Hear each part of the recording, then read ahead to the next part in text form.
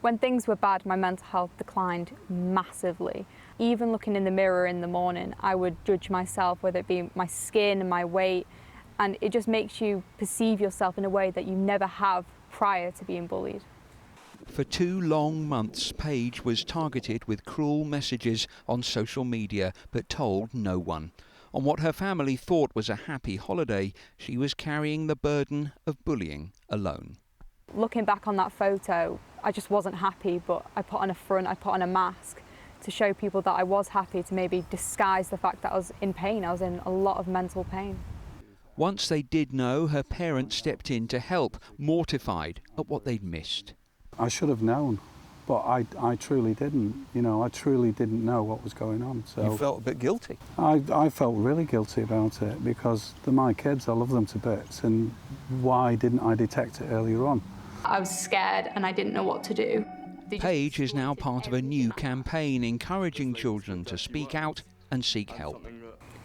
Don't face it alone. It's okay to not be okay and to feel these emotions, and there's other people who can relate to you and empathise with you. There's always someone willing to listen to you, and you need to reach out for that support. The campaign's supported by Vamp's guitarist James McVeigh, who was bullied himself. Those formative years when you're trying to figure out where you want to go and who you want to be, having that extra burden on your shoulders is something that you feel embarrassed to talk about. So that's why this campaign is really important to me.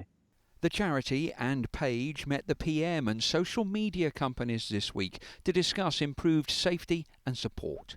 We've brought together social media companies who actually know that young people use their platforms, and this time around are making a commitment to ensure that there is visibility on their side. Paige knows that bullying itself will sadly always occur, but hopes that other young people will seek help sooner.